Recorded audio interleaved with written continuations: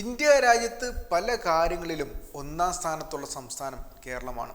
ആരോഗ്യരംഗമായാലും വിദ്യാഭ്യാസ രംഗമായാലും അങ്ങനെ പല രംഗങ്ങളിലും ഒന്നാം സ്ഥാനത്തുള്ള സംസ്ഥാനം കേരളമാണ്. കേരളത്തിനെ കുറിച്ച് എന്തെങ്കിലും നെഗറ്റീവായ വാർത്ത വന്നു കഴിഞ്ഞാൽ നമ്മുടെ സംസ്ഥാനത്ത് മുഖ്യധാര മാധ്യമങ്ങൾ അത് പൊലിപ്പിച്ച് കാട്ടി തന്നെ അത് വാർത്ത ചെയ്യാറുണ്ട്.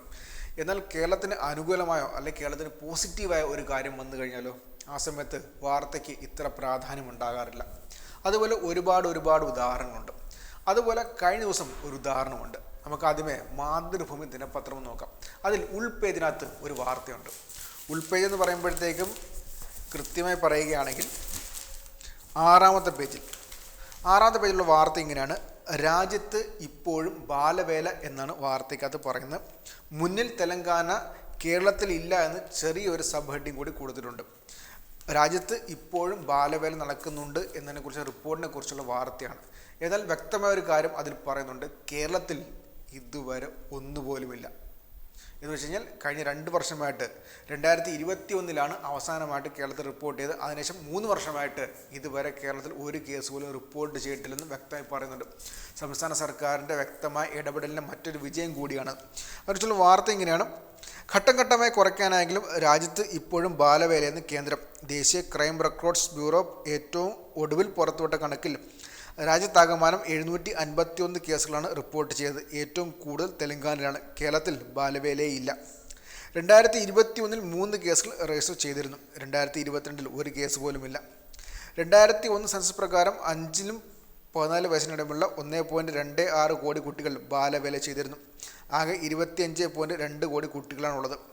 2004-05 കാലത്ത് നാഷണൽ സാമ്പിൾ സർവേ ഓർഗനൈസേഷൻ കണക്ക് പ്രകാരം ഇത് 90.75 ലക്ഷമായി കുറഞ്ഞിരുന്നു.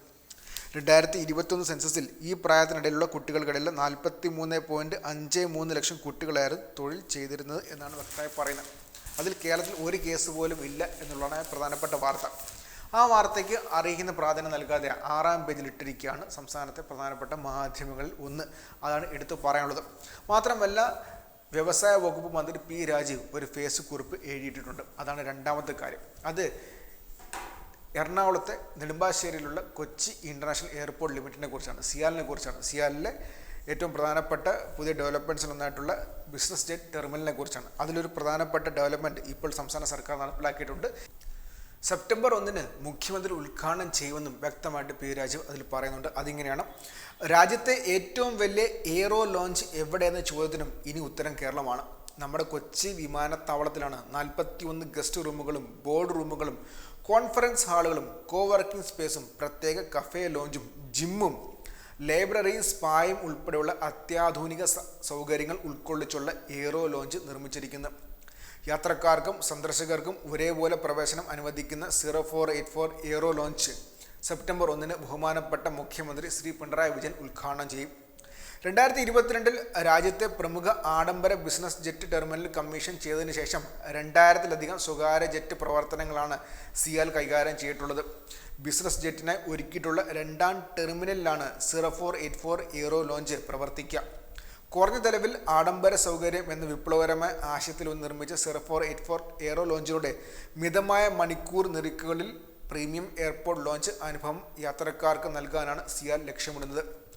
1.5 ലക്ഷം ചതുരശ്ര അടി വിസ്തീർണത്തിൽ 37 റൂമുകൾ, 4 സ്യൂട്ടുകൾ, 3 ബോർഡ് റൂമുകൾ, 2 കോൺഫറൻസ് ഹാളുകൾ, coworking space, gym, library, restaurant, spa, പ്രത്യേക കഫേ ലോഞ്ച് എന്നീ സൗകര്യങ്ങൾ വിശാലമായ ഈ ലോഞ്ചിൽ ഉൾപ്പെടുത്തിയിട്ടുണ്ട് എന്ന് പറഞ്ഞു. മാത്രമല്ല, അതിൻ്റെ ദൃശ്യങ്ങൾ കൂടി പുറത്തുവിട്ടാണ് പി രാജീവ് ഈ കാര്യം പറഞ്ഞത്. എന്ന് വെച്ചാൽ രാജ്യത്തെ ഏറ്റവും വലിയ എയ്റോ ലോഞ്ച് ഇപ്പോൾ കേരളത്തിലാണ്.